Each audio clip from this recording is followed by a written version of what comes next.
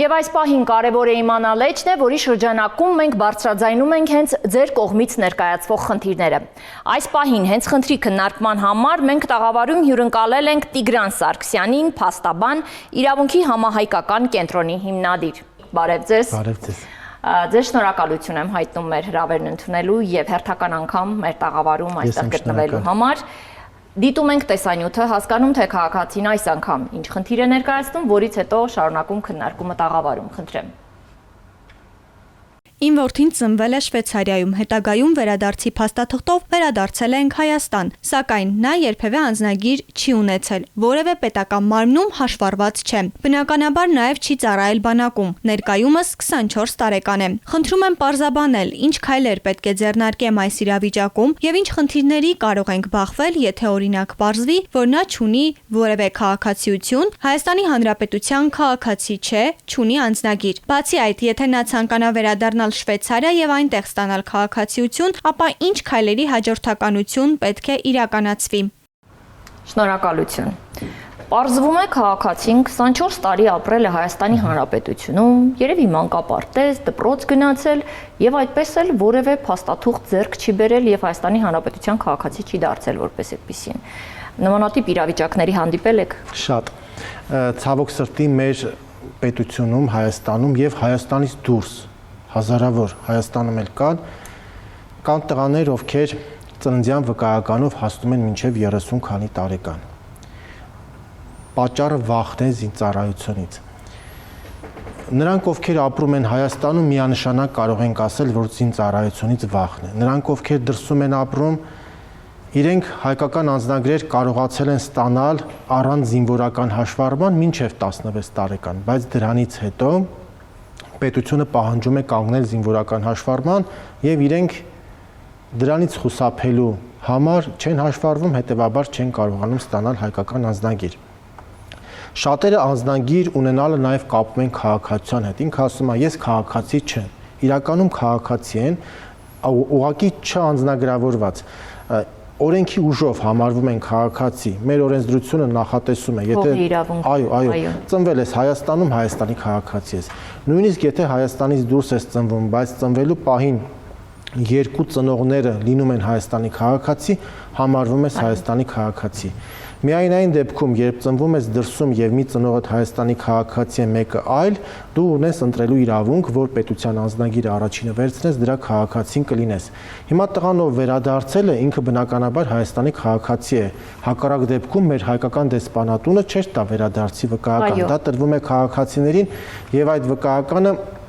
տրման պահից 1 ամիս է ուժի մեջ, ապահովում է միայն քաղաքացու վերադարձը Հայաստան։ Ապա Հայաստանից դուրս գալ չի ապահովում։ Հայաստանից դուրս գալու համար ինքը պետք է ունենա անձնագիր։ Եթե ունենա որևէ այլ պետության անձնագիր, կրկին կարա դուրս գա։ Խնդիր չէ։ Ուղղակի ինքը այս պահին չունի տարբերակ եւ ստիպված պետք է վերցնի հայկական անձնագիր։ Ինչու ստիպված, թող վերցնի։ Բայց պետք է գիտակցի, որ հայկական անձնագիր ստանալու դեպքում ինքը պետք է կանգնի զինվորական հաշվառման, իսկ այդ տարիքում ինքը զորակոչի ենթակա է մինչև 27 տարեկան եւ ստանալով անձնագիր զին հաշվառման կանգնելով ինքը պետք է մասնակցի հերթական զորակոչին, առողջական վիճակով պիտանի ճանաչվելու դեպքում պետք է մեկնի ծառայի, պարտք կատարի հայրենիքի առաջ։ Եթե ոչ պիտանի ճանաչվի, բնականաբար կստանա տարկետում կազմագրավորվի։ Պարոն Սարգսյան, իսկ այն, որ փաստացի մինչ 24 տարեկանը նա չի ծառայել, նրա հանդեպ քրեական գործ հարուցելու մտավախություն ունեն նաև ծնողները, նման վտանգի առաջ չեն կարող կանգնել։ Ոչ, սա համատարած տրվող հարց է։ Նաև դրսում բնակվող հայերի համար շատ անհանգստացնող է։ Ոմանք ունեն այլ պետության անձնագրեր, ցանկանում են գալ, ասում են կարող են մեզ տանեն բանակ կամ մեղադրեն, որ նախկինում չենք հաշվառվել։ Տղաներ կան, որ Հայաստանում ծննդականով ապրում են 27-ն անցած է եւ իրենք առանց խնդրեմ կարող են իրենց խնդիրները լուծել, բայց ասում են կարող է գնանք զինկոմիսարիատ եւ մեղադրեն նախկինում չհաշվառվելու համար։ Նայեք, զինծառայության համար նախ պետք է զինվորական հաշվառման կանգնած լինես։ Եթե հաշվառման ես կանգնած լինում ու չես գալի, դա համարվում է հանցանք։ Պատկերացրեք, զինվորական հաշվառման են կանգնում, 18 լրանում է եւ զորակոչին չեն գալի։ Այդ դեպքում պետությունը իրենց մեղադրում է, համարում է, որ իրենք հանցանք են կատարել։ Արկա է լինում հետախուզում եւ բոլոր գործիքակազմերը, որոնք այդ պահին պետք է ներդրվեն։ Իսկ եթե տղաները հաշվառման չեն կանգնել, պետությունը իրենց չի մեղադրում, համարում է, որ իրենց արարքներում հանցակազմ չկա։ Այդպիսին է մեր պետության դիրքորոշումը։ Իհարկե քրեական օրենսգիրքը կարող են տարբեր ձև մեկնաբանել, բայց այս պահին այդպես է դիրքորոշումը։ Եվ այն տղաները, ովքեր հատկապես դրսից Սփյուռքից մեզ նայում են, դիտում են, ցանկանում են բոլորին տեղեկացնել, որ եթե դուք ունեք որևէ պետության անձնագիր եւ Հայաստանում զինվորական հաշվառման կանգնած չեք եղել, ցանկացած տարիքում, շատերին թվում է պետք է սպասեն 27 լրանա նոր գան, ոչ, ցանկացած տարիքում իրենք առանց խոչընդոտ կարող են գնալ Հայաստան, հարցնում են արդյոք սահմանապահը մեզ կարող է կանգնեցնել։ Սահմանապահը կանգնեցնում է միայն այն դեպքում, երբ դուք քրեական գործով ունենում եք կարգավիճակ, մեղադրյալի կարգավիճակ, ձեր ելքը մուտքը փակ է լինում կամ հետախուզման մեջ եք լինում։ Հարցնում են հնարավոր է մեզ հարկադիր տանեն հաշվառման։ Նշեմ, որ օրենսդրությամբ նման կարգ նախատեսված չէ, հնարավոր չէ նման բան անել։ Զինվորական հաշվառման տղաները կանգնում են կամավոր։ Մի քիչ հետաքրքիր է հնչում, համ պարտավորություն է դա, համ կամավոր են կանգնում։ Իրականում զինծառայողի կարգավիճակի մասին օրենքը նշում է, որ պարտավոր են իրենք հաշվառվել, բայց հետևանքներ չի նախատեսում։ Եվ եթե մեր տղաները չհաշվառվեն, իրենց նկատմամբ որևէ բացասական հետևանք չի առաջանում, ինչի են իրենք հաշվառվում, որովհետև դպրոցում սովորելու ընթացքում տնօրենների վրա եւ նաեւ զինղեկերի վրա դրված է պարտավորություն տղաների ներկայացնել զինվորական հաշվառման։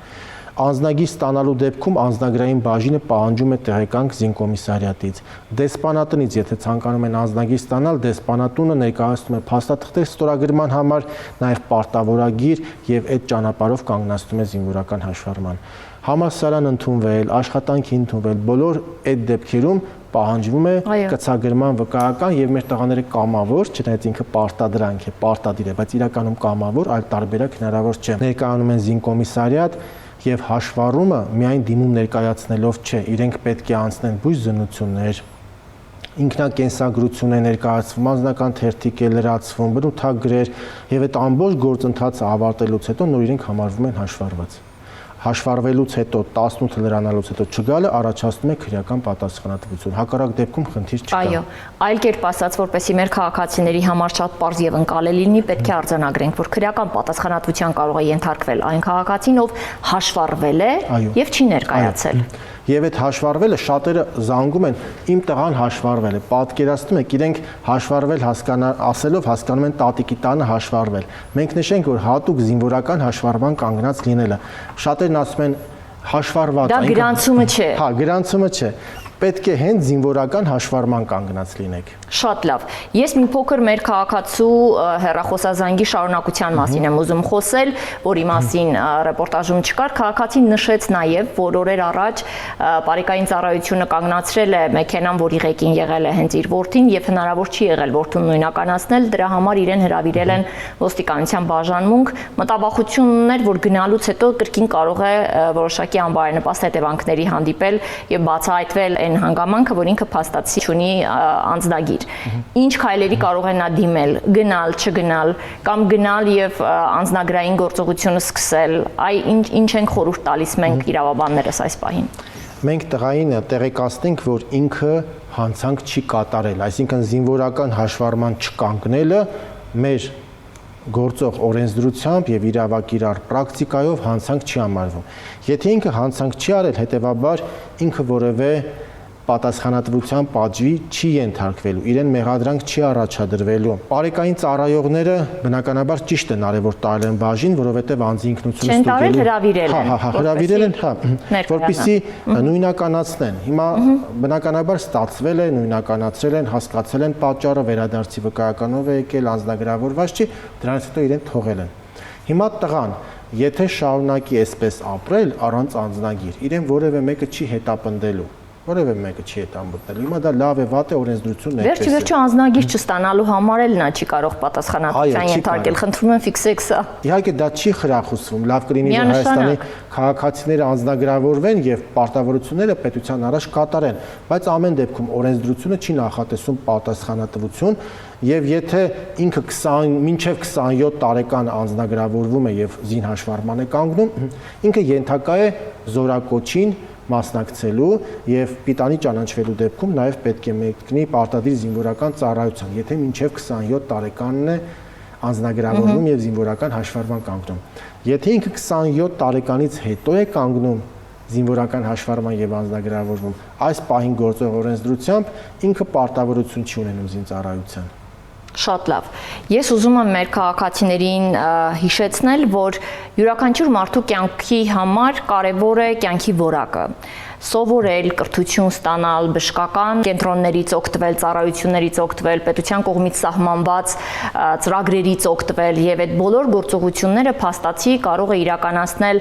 այն քաղաքացին, ով անցել է զինվորական ծառայությունը, չի խուսափել հաշվառումից եւ իր պարտքը կատարել է պետության նկատմամբ։ Այ մենք քննարկեցինք բազմաթիվ դեպքեր, երբ քաղաքացիներն ապրում են վախի մթնոլորտում, վախենում են, որ հանկարծ մի օր մի խնդիր կլինի։ Հորդորում ենք չվախենալ, ներկայացնում ենք իրավական բազմաթիվ այսպես աջակցող նորմեր, բայց միևնույն ժամանակ այդ վախի զգացողությունը չունենալու համար յուրաքանչյուր քաղաքացի պետք է հասկանա, որ կա պարտք, որ պետք է տալ պետությանը։ Ես հասկանում եմ բոլոր այն ծնողներին, ովքեր վախի զգացողություն ունեն։ Մենք պատերազմող երկիր ենք եղել տարիներ շարունակ, մենք ունենք վտանգ առ այսօր եւ յուրաքանչյուր ծնող այսօր այս պահին մտածում է իր երեխայի համար, բայց մի փոքր պետք է մտածողությունը ընդլայնել եւ մտածել ավելի լայն թերևս։ Եթե թույլ կտակ, ես նույնիսկ օրինակ բերեմ, շատ տղաների ես օգնել եմ 27 տարեկանից հետո իրենք կանգնել են զինվորական հաշվառման, անձնագրավորվել են եւ ազատվել են ծառայությունից, բայց գերակշիռ մասը ափսոսել է, որ ինքը երկար ժամանակ ապրել է թափառականի կյանքով առանց փաստաթուղթ։ Տղաներ կան ուղիղ մեղադրել են իրենց ծնողներին, որ իրենք չեն ստացել կրթություն։ Իրենք ամուսնության հետ կապված խնդիրներ են ունեցել, կամ չեն ամուսնացել, կամ չեն գրանցել ամուսնությունը։ Երեխաները ծնվել են, հայրություն ճանաչելը խնդիր ա եղել, գրանցված աշխատանք, կենսագրություն, փորձառություն չեն ունեցել, եւ իրենք ուղիղ մեղադրում են իրենց ծնողներին այդ վախերի համար, այդ վախերի պատճառով իրենք իրենց տղաներին շատ վնաս են տալիս, պետք չէ։ Պետք չէ, չի կարելի, հա, եւ շատ դեպքերում ավելի շատ են վնասները եւ ավելի շատ են վտանգները առանց անձնագիր, առանց փաստաթուղթ ապրել մինչեւ 27 պլյուս, քան ուղակի պարտքը կատարել եւ ծառայել։ Այո, շնորհակալ եմ ձեզ մեր հրավերը չմերժելու եւ այստեղ գտնվելու եւ այսչափ կարեւոր տեղեկատվություն մեզ հետ կիսվելու համար։ Իսկ ես հիշեցնում եմ մեր քաղաքացիներին, որ այնինչ որ այստեղ քննարկվում է, կարեւոր է իմանալ։